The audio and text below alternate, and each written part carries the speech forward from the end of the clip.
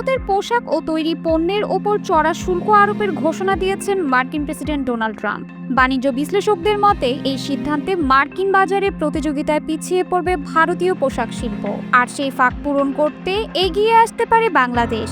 বিশেষজ্ঞরা মনে করছেন ভারতের উপর যুক্তরাষ্ট্রের চড়া শুল্ক বাংলাদেশের তৈরি পোশাক রপ্তানিকে নতুন এক সম্ভাবনার দরজা খুলে দিতে পারে। বর্তমানে যুক্তরাষ্ট্র বাংলাদেশের তৈরি পোশাক শিল্পের অন্যতম বৃহত্তম রপ্তানি গন্তব্য।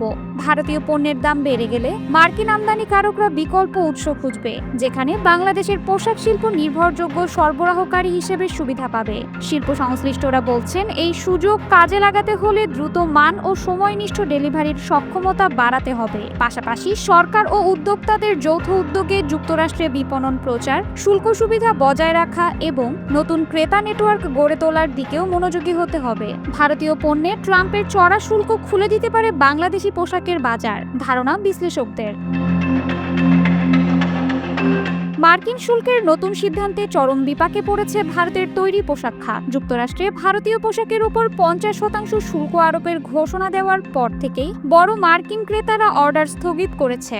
একই সঙ্গে তারা ভারতীয় প্রস্তুতকারকদের বাংলাদেশ ও ভিয়েতনামের মতো কম শুল্কের দেশে উৎপাদন সরিয়ে নেওয়ার পরামর্শ দিচ্ছে। প্রেসিডেন্ট ডোনাল্ড ট্রাম্পের ঘোষণার পরপরই তৈরি হয়েছে এই পরিস্থিতি।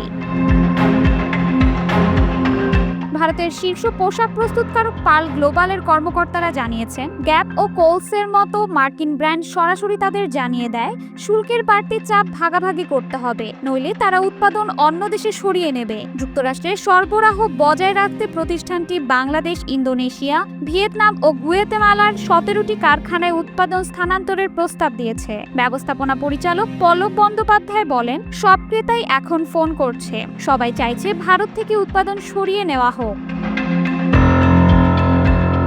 প্রাথমিকভাবে ভারত করমুক্ত সুবিধা পাওয়ার আশা করেছিল, কিন্তু নয়াদিল্লি ওয়াশিংটনের সম্পর্কের অবনতির কারণে এখন ভারতকে দিতে হবে 50% শুল্ক, যেখানে বাংলাদেশ ও ভিয়েতনামের জন্য তা 20% আর চীনের জন্য 30%।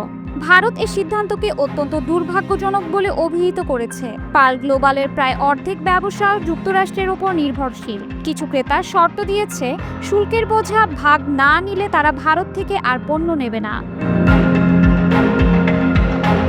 একই পরিস্থিতির মুখোমুখি রিচাকো এক্সপোর্টসও। তারা এবছর যুক্তরাষ্ট্রে $11.10 কোটি পোশাক রপ্তানি করেছে, যা সম্পূর্ণই ভারতে উৎপাদিত। প্রতিষ্ঠানের মহাব্যবস্থাপক দীনেশ রাহেজা জানিয়েছেন, তাদের 95% রাজস্বই আসে যুক্তরাষ্ট্রের রপ্তানি থেকে এবং এখন তারা নেপালের কাঠমান্ডুতে উৎপাদন সরিয়ে নেওয়ার সম্ভাবনা খতিয়ে দেখছেন। শুধু পোশাক খাত নয়, শুল্কের প্রভাব পড়েছে ভারতের অন্যান্য রপ্তানি শিল্পেও। শীর্ষ জুয়েলারি ও ঘড়ি নির্মাতা টাইটান জানিয়েছে, তারা যুক্তরাষ্ট্রের বাজারে শুল্ক সুবিধা বজায় রাখতে কিছু উৎপাদন মধ্যপ্রাচ্যে সরিয়ে নেওয়ার কথা ভাবছে। আবার শীর্ষ প্রস্তুতকারক রেমন ইথিওপিয়ায় তাদের কারখানা উৎপাদন বাড়ানোর পরিকল্পনা করছে, যেখানে মার্কিন শুল্ক মাত্র 10%।